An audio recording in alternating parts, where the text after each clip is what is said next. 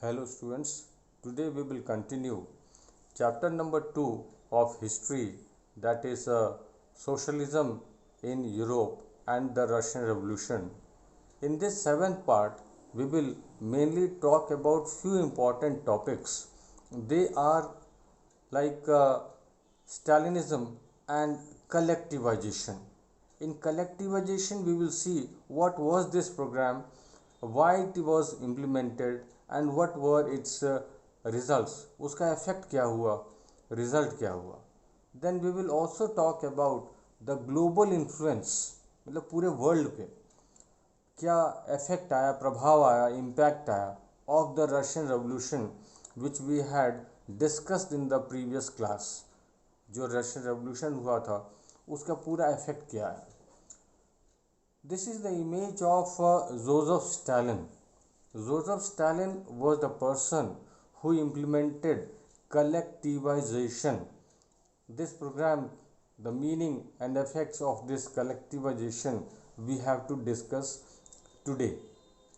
And he was the person who implemented this program, collectivization.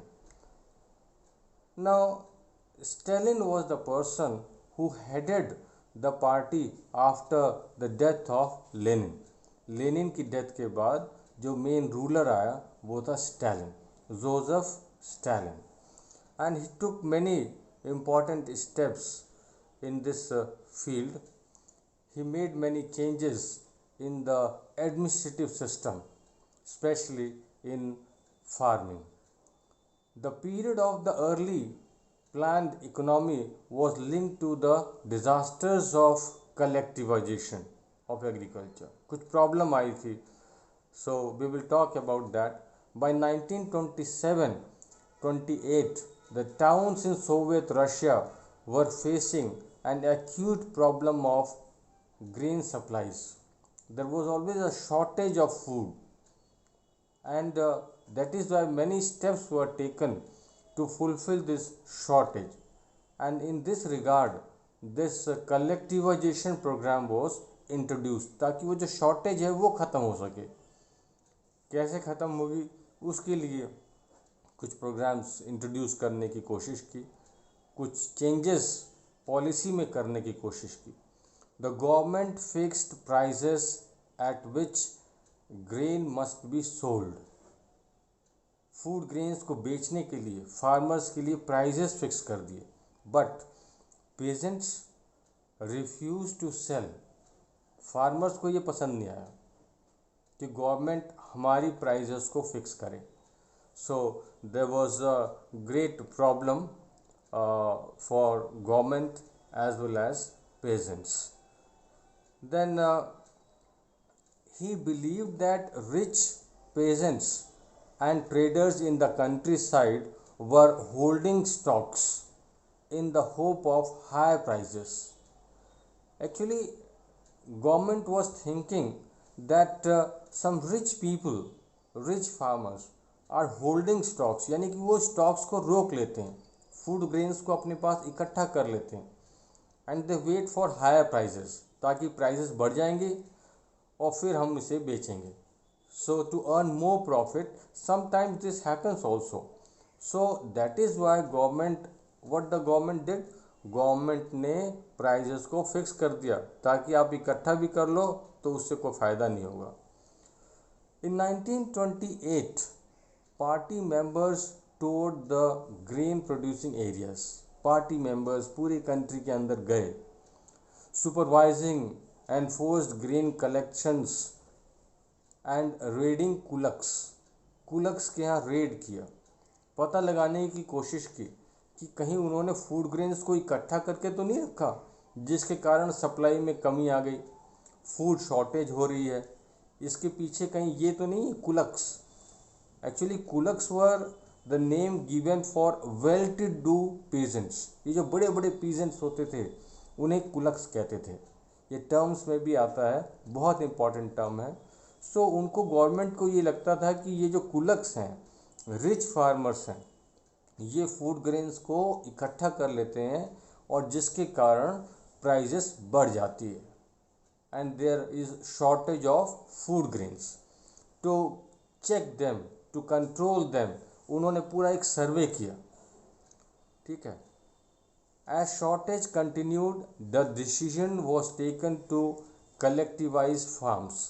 लेकिन फिर भी shortage continue रही, तो क्या किया उन्होंने नई पॉलिसी लाने का एक डिसाइड कर लिया, जिसे हम कह रहे हैं collectivisation. So government decided to introduce a new program that was called collectivization.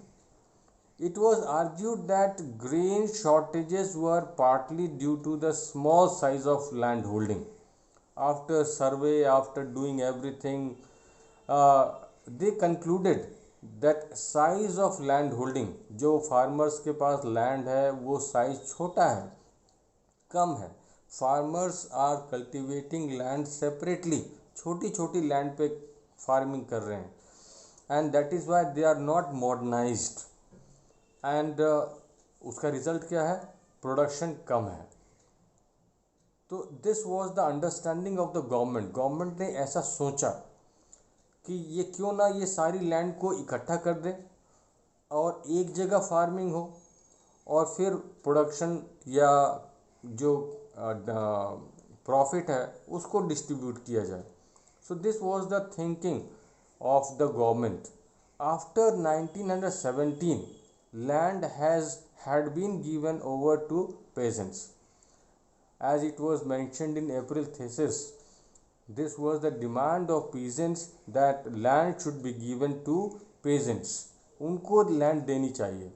और पहले ये किसके पास थी, नोबल्स के पास, चर्च के पास, रिच पीपल, उनके पास लैंड थी जो दे वर नॉट एक्चुअल कल्टिवेटर्स. सो ये डिसाइड हुआ कि पेजेंट्स को लैंड देंगे. सो 1917 के बाद में after October revolution land was given to peasants. But now situation changed. अब गवर्नमेंट की थिंकिंग थोड़ी अलग होने लगी. These small size peasants farms could be modernised. अब मॉडर्नाइज जो छोटे छोटे फार्म थे कैसे करें. So government started thinking about that कि इसको मॉडर्नाइज कैसे करें. To develop modern farms and run them along industrial lines with machinery, it was necessary to eliminate kulaks. उन्होंने ये देखा कि ये जो कुलक्स हैं, जो रिच फार्मर्स हैं, पहले तो इनको अलग करो. Take away land from peasants and establish state controlled large farms. उन्होंने कहा कि कुलक्स को हटाओ, जो रिच फार्मर्स हैं इनकी लैंड को ले लो, जो स्मॉल फार्मर्स हैं इनकी लैंड को ले लो, और सारी लैंड को इकट्ठा करके वो किसकी लैंड हो जाएगी, गवर्नमेंट की. State controlled large farms. Government decided कि सबकी लैंड लेके हम स्टेट की, गवर्नमेंट की एक लैंड बनेगी, कंट्री की लैंड बनेगी, एंड एवरीबडी विल वर्क. ये था कलेक्टिवाइजेशन. कलेक्टिवाइजेशन में गवर्नमेंट ने डिसाइड किया कि सारी लैंड गवर्नमेंट ले लेगी and people will work, and according to their work money will be given और profit will be shared. This was the idea behind collectivisation. From 1929 the party forced all peasants to cultivate in collective farms. Collective farms को कहते हैं kolkhoz. This was the term used in Russia. So very important term for examination, and there is one long question about collectivisation. So this is very important for examination also.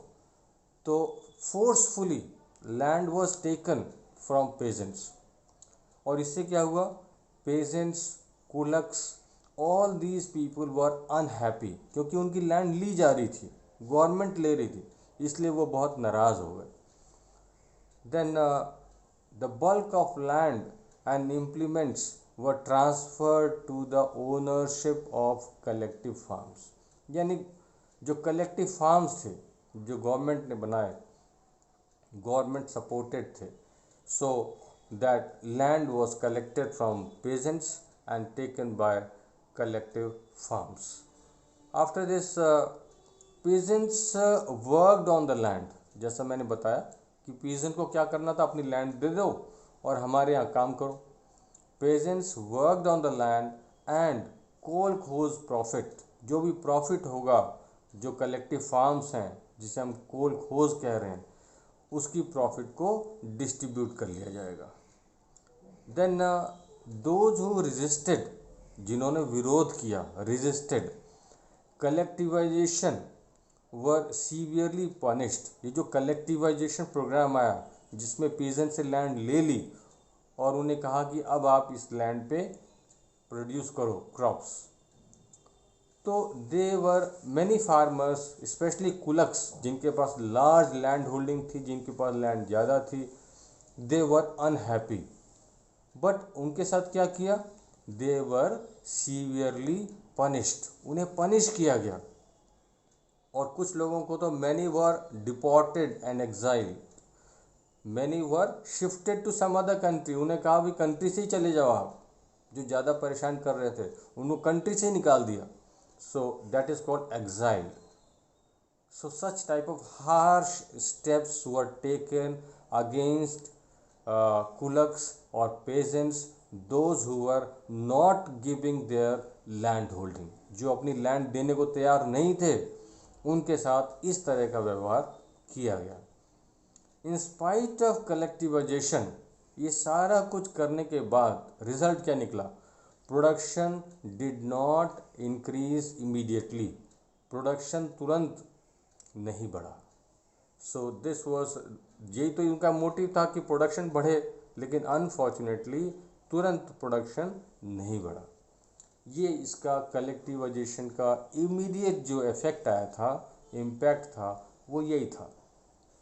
Now we will see another important topic, the global influence और impact of the Russian revolution and the USSR. जो USSR एक country बना, उसके ऊपर उसमें क्या changes आए और इसका वर्ल्ड में क्या इन्फ्लुएंस आया, इफेक्ट आया, वो हम देखते हैं अब. In many countries communist parties, socialist parties were formed, like communist party of Great Britain, Britain में भी आई. The Bolsheviks encouraged colonial peoples to follow their experiment. Bolshevik party, which was the main party, successful party in the Russian Revolution, and Lenin was the leader of Bolshevik party. So this political party, Bolshevik party, encouraged other countries also and asked colonies especially, which were ruled by different rich countries, European countries, उन colonies को, जैसे India was a colony of Britain, so they encouraged these colonies to implement same type of practice. They asked them, they encouraged them to introduce communist parties and develop system like Russia. जैसा Russia में हुआ वैसा आप भी अपनी जगह, अपनी country में इम्प्लीमेंट करो. So this type of encouragement was given. New economic policy was adopted in 1921. Then removal of democracy, democracy खत्म हो गई. So they, in many countries people adopted communist system, or many countries like Poland became socialist country. Poland was a neighboring country and saw the development of Russia after 1917. तो उसका effect ये आया, कई countries socialist बन गई, कई countries में socialist parties आ गई, लाइक ब्रिटेन और भी बहुत यूरोपियन कंट्रीज थी.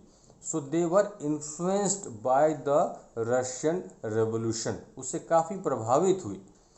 रीडिफाइनिंग ऑफ डेमोक्रेसी, डेमोक्रेसी को दोबारा से एक नई डेफिनेशन दी जाने लगी उसके आइडियाज़ को.